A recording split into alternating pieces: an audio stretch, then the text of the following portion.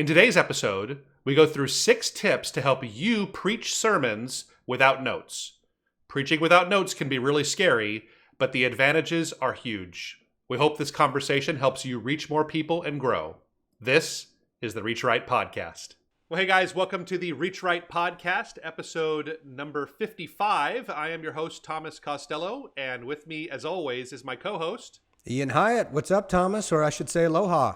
Aloha, yeah. Ian just back from seeing us here in Hawaii. We had a great time, and he looks a little tanner, right? Let us know in the comments, audience, if Ian looks tanner to you or probably not much, but I am a little bit, even Yeah. if people don't realize it. But yeah, and a little jet lag too today. But the show must go on. That's it. Exactly right. We have a good topic today, too. We're going to be talking about 6 tips to help you preach sermons without notes.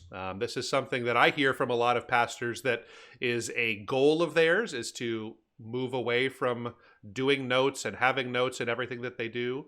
But I talk to a lot more guys that want to do that, but are a little bit intimidated or afraid, or it's hard to do it. And I just want to acknowledge that, first of all, it's quite an endeavor to make that leap to going without notes. I've pastored, as our audience probably knows, I've pastored for 15 years and preached week in and week out. And it was something that I became less and less note dependent. We were never a church that had a stage facing screen, so I couldn't just go off of the scriptures that are on there or anything. But so I had notes usually for scriptures, but that was about it usually when I would preach. But it took a long time and I guess some work to get there.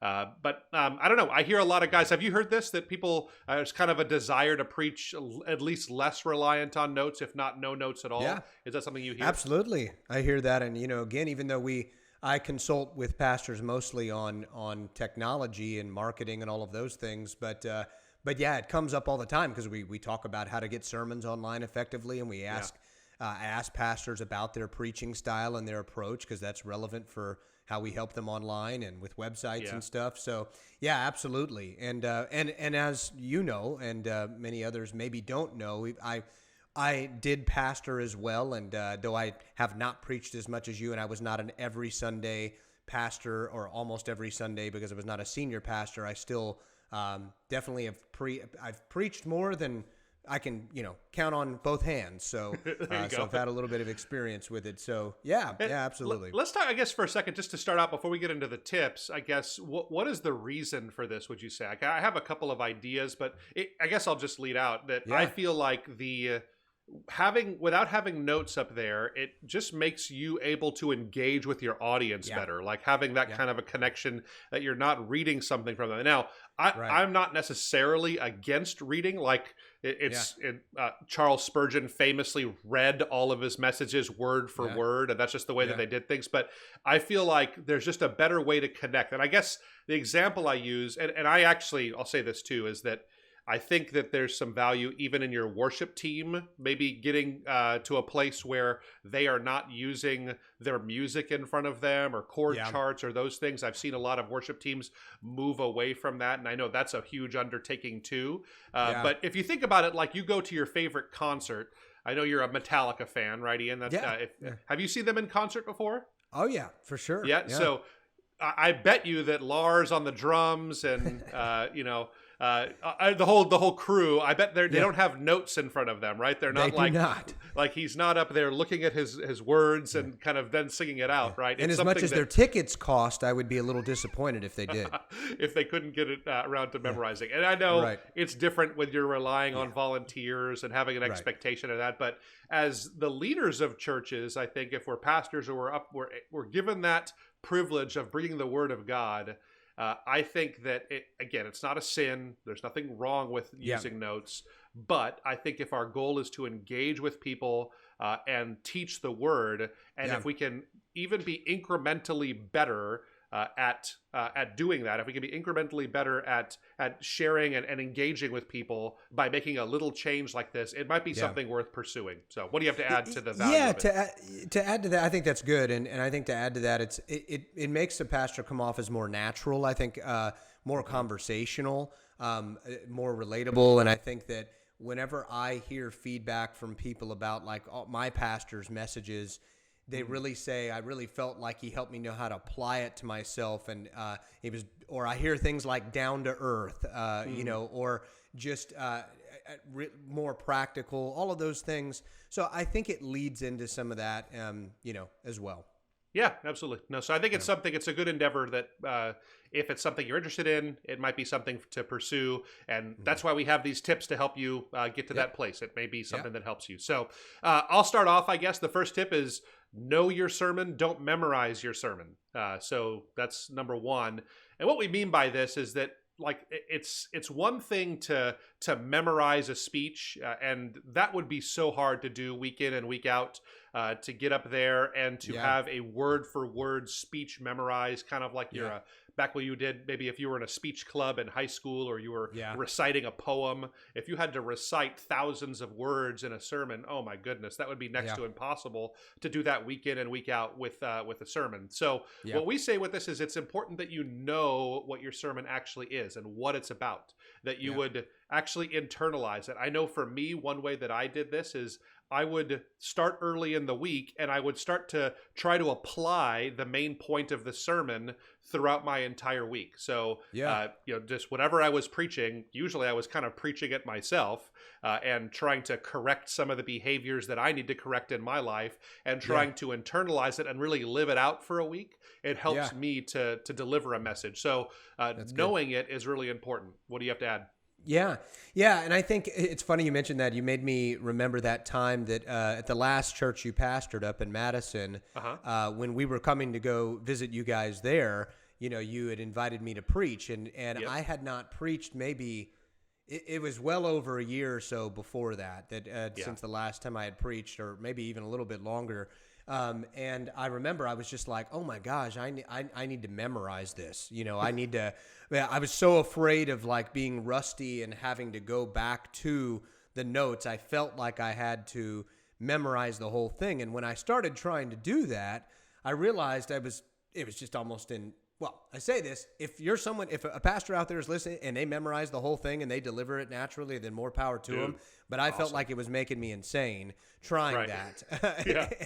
And then it also kind of boxed me into, not being probably as natural or, communicating it more authentically. So I remember just finally saying, okay, I can't just memorize the whole thing. I just need to know it, maybe have to go back to some points a little bit. So it's funny. So I remember that did not work for me. And I think that in order to memorize, it would have taken a lot more preparation. Oh my goodness. I think having a system in place to help me with this, it's good. So the way I usually preach, and there's not a right or wrong way to do this, but I usually have a few specific points. I've always been kind of one of those 3-point sermon guys, but sometimes it's 4, sometimes it's 2, sometimes it's 7, but it's easy for me, and I can usually memorize 3 points or 5 points or something like that. And then I can usually memorize the elements, or maybe one sentence on each point that I want to make sure I get it a specific way. Right. So we want to make sure we say something a very specific way. And that's even the way we do this podcast, right? So we have our main points written down, and we actually write a lot of commentary and things that we kind of want to say, but nobody's here reading this. I mean, I have it in front of us here, and we could be reading at it, but that's not how we do things. We try to maybe the first few podcasts we did, I think I remember looking over a lot more in my notes, but we've gotten better. But in the end, we just know a lot of the stuff that we talk about, and that's what it comes down to. Is you and I, most of our episodes are not about how to preach better. It's about usually things like how to do better marketing for churches, web development, Google searches, all those kinds of things. And we talk about these things for hours and hours every single day.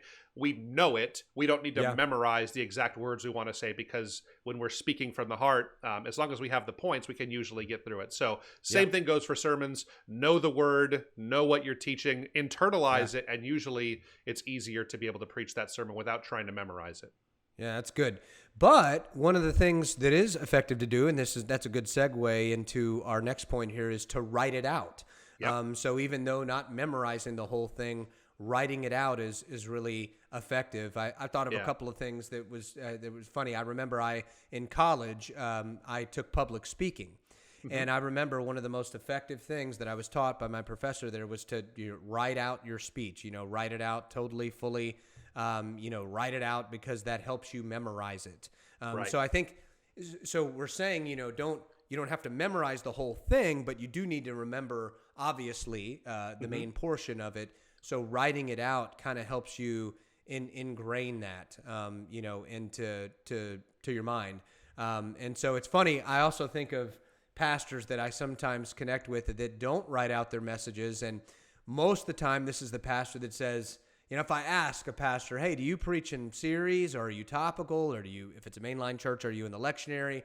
But a lot of the Pentecostal-like churches would say, no, really, the Lord just gives me a download on Friday, and it's in my mind, and I just go free flow from the pulpit. And I'm like, well, I guess more power to you if you do it that way. But I think writing it out is effective for a number of reasons. So yeah, we love our spirit-filled brothers, and if you could do it, hey, that's a special kind of talent. I'm not there. I'm part of a spirit-filled type background. That's where I come from in the evangelical movement. But I have never been that guy that can just hear from the Lord on a Friday or Saturday or Sunday morning. We've all heard of those guys before, that on the way to church, God gives them a word to share, and you just have a perfectly written message that comes out. That's not me. So for me, while I don't really take these up there with me, I think that's one of the things I think a lot of guys miss. And I've actually asked questions. When I was first hearing about this idea of not preaching with notes, I got into a Twitter conversation with Carrie Newhoff about this, and I was trying to understand, so do you mean you don't make any notes, or you don't just use any notes? And I think what I understood it to say, and this is what I do at least, is I write a lot of notes. I to help me think through everything. That's part of the way that I learn, is by writing things out. And writing the notes is different from using the notes. And so if you're just thinking that I'm going to sit in my room and think of the sermon and just try and make it work that way, again, that might work for a handful of people, but I think the vast majority of us need to write something out. So maybe it's a manuscript. Maybe you're writing it out word for word, exactly what you're going to say, paragraph by paragraph. For me, I write a really detailed outline. So it's just kind of like a free thought exercise more than anything when I do it. So usually there's, if we're doing a 3-point message, I'll have 3 points, but then I'll have, somewhere between 20 and 30 subpoints under that of just kind of things I want to say or sentences I would use. And that's what I write out. And that's what I usually practice from and kind of think through before I get up there without the notes and give the talk. So that's the way I typically do it. But yeah, I think that's one of the keys, is getting it written down, because that's how a lot of us learn.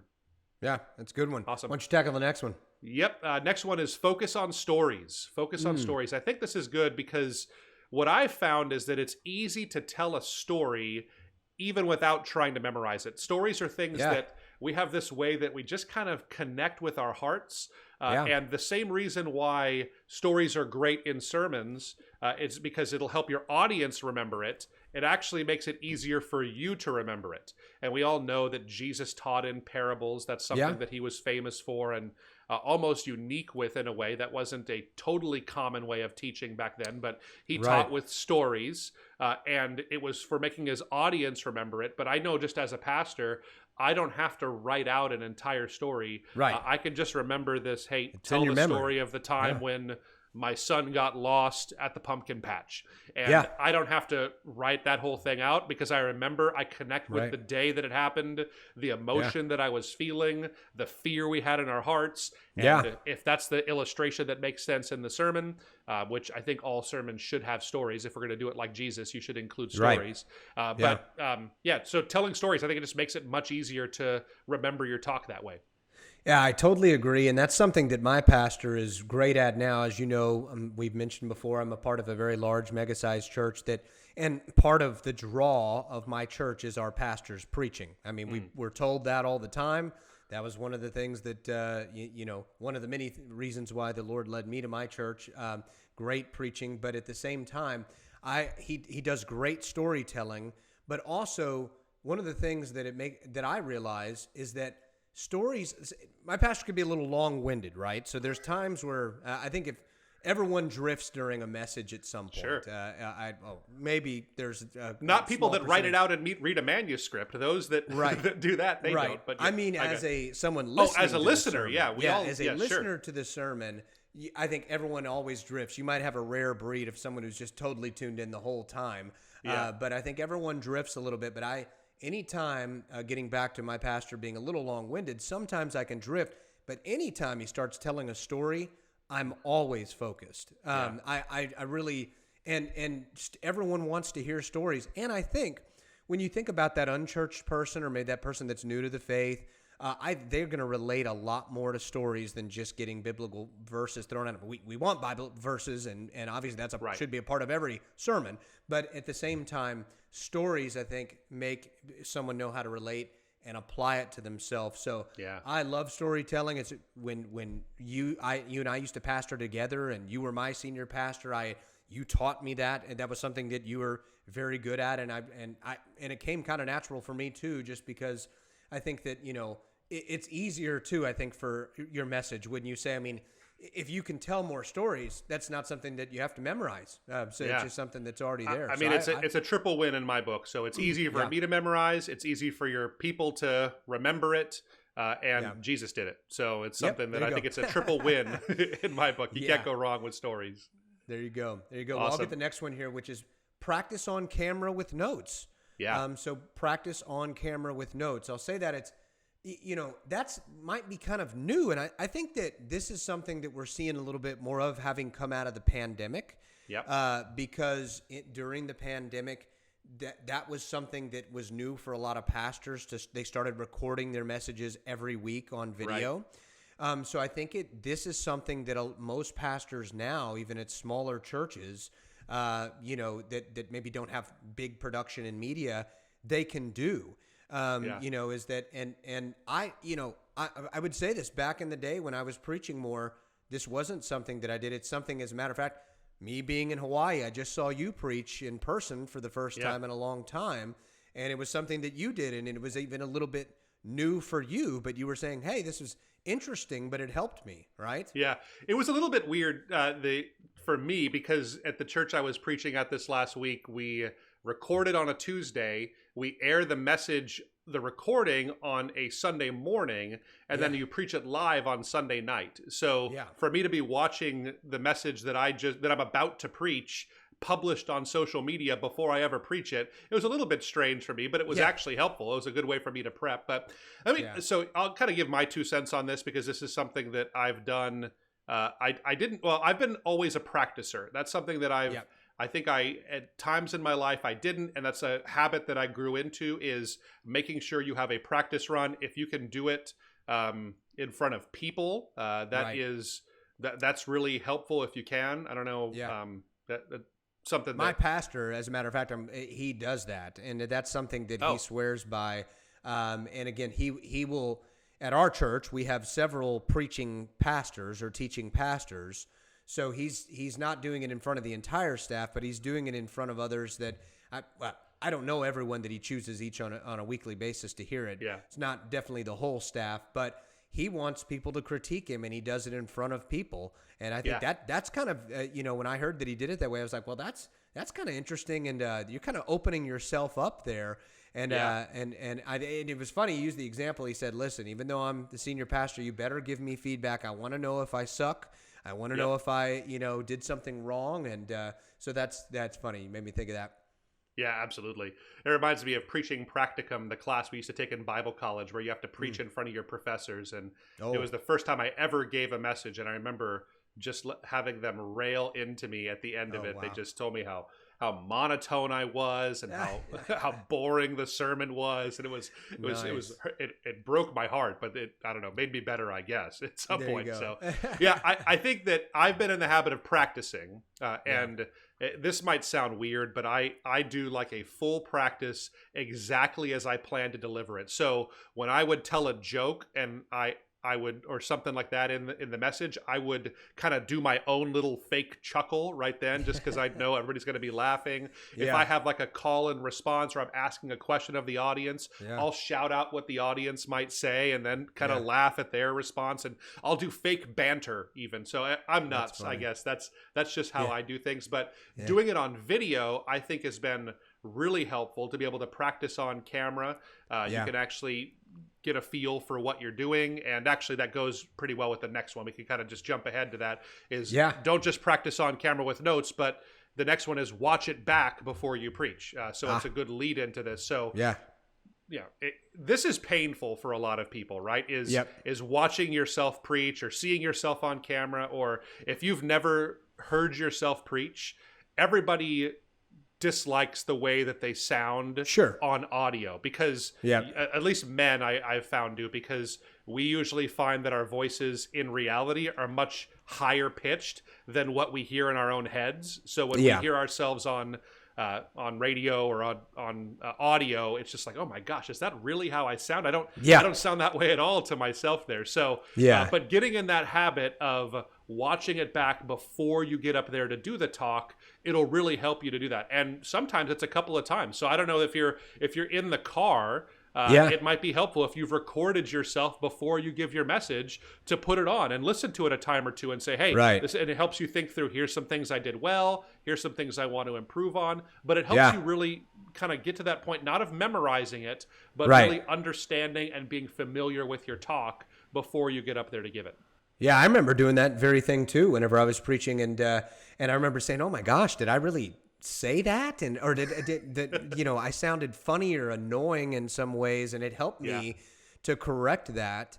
So I think that's the thing too, is that and I think everyone is so audio and video oriented, if that's the way to put it. We've known this for years, right? But even more so now with people, I don't know how many viral videos or just videos I watch daily from my phone and all of that. So I mean, so I think it's an easy thing to do. Everyone's watching video already, and I think it just it helps you to kind of make some corrections before you actually preach, to say, okay, wow, I look funny when I say that word, or why did I say that in that tone, or maybe I just need to eliminate something because now that I've heard it and watched it, I don't think that's a good. So I think it'll make someone definitely better prepared before they preach. So that goes well with the last one. I'll let you go ahead and bring it home with number 6. Watch it back after you preach. So I think that's because after, it's too late to make any corrections right after for that particular message. But it's something that if you watch it back after you preach, well, there you had the finished product, right? You had the whole delivered sermon, and then you can kind of really, after you've practiced and done all of these things that we're saying leading up to it, well, then you can see how you delivered it. And I think that even makes you even better for, the next sermon, right? Because then you're going to be that much better each following sermon, because you're seeing the finished product and you're seeing, okay, wow. And then you actually, when you said that you chuckle to yourself, but you'll actually, hear and see, did people really laugh at my joke or story? Yeah. There you go. And there you go. You have the proof. Yeah, I think this is one of the things that it's a secret sauce for preaching that a lot of guys just don't have the guts to do, because it takes time to do. I don't know, an average sermon, I'm a 30-minute preacher usually, so but that's 30 minutes of your day of just listening, and sometimes you'll pause and make a note on that kind of stuff. Or once you're done, you're like, I'm done with that. I don't want to go back to it. I did it. Totally. That's over. We're focused on next week. Yeah. I got next week's sermon to get ready for. Yeah. So it can be 30 minutes of pain to start your week, to kind of listen to yourself preach. You have to hear all the mistakes that you made, and nobody is as critical as you are of yourself when you do these messages, I find. So I know that's definitely the case for me, is that I'm hypercritical of all these things. Like this last week, I hadn't preached in a while, kind of at Big Here, and so I was up there in front of everybody, and I was looking at my face, and I'm like, man, I need to have more animation or smile more with my face. I just looked, and I kind of got better as the sermon went on, but I noticed that when I start sermons, I really need to have just much more of an engaging face or personality on those things. I looked like someone, like a like an angry librarian, I thought, when I was looking at it. So again, that's probably me being critical. I'm sorry. That is because you didn't come off. I have some critique for you. We'll talk after the podcast. But I appreciate it. But you didn't. You're right. You're harder on yourself because I didn't think you looked like an angry librarian. So I appreciate that. So we I think it's something that I know this is really hard to do, but I think that you can get better, and one of the best ways to get better at preaching with or without notes is to watch yourself back each and every week and watch back in the mind, not to make like what I'm tempted to do is, hey, here's like 45 things that I did wrong today and I need to do better at this. And if you just find one thing that you want to improve on in each and every sermon, even if it's a small incremental shift, I kind of think of it this way. If you were to make a 1% improvement every single week and you preach, 40 or 50 sermons a year, I mean, you're a 50% better preacher after a year. You're twice as good 2 years from now at preaching as you were now. And so just little incremental improvements, they go a long way to make a really big difference in the way that you deliver content there. So I think that's something that would be helpful to everybody. It's hard, but I think it's something you can do. So what do you have to add as we close up? No, not much. I think that's good. I think hopefully this was helpful to some pastors. And again, it's a little out of the norm of what we usually do our episodes on. But I think that it hopefully brought something new maybe to a pastor out there that they haven't been incorporating. Yeah, no, I hope so too. So if this has been helpful for you guys, it would mean a lot to us if you would rate, review, subscribe. Don't forget to let us know if Ian looks darker in the comments down there. That's important for us after his Hawaii trip. A little darker than my looks frecklier than when we saw you last, I think. Remember, I use natural light too in front of me here, so that always makes me a little whiter. It lightens you. That's exactly right. I'm trying to get any help I can here, so. But it does mean a lot to us if you would rate, review, subscribe. If you have any other tips for other people and that maybe the Reach Right family would want to know more about, or our community here, maybe some tips that help you preach without notes, or if you think it's silly to even try, let us know in the comments. That would be helpful. We just want to have a conversation on this to make pastors better. That's what we're all about, helping people helping churches reach people the right way is what we're all about here at Reach Right. So let us know, rate, review, subscribe. Thanks for being part of the Reach Right family. And we'll catch you guys next week. See you.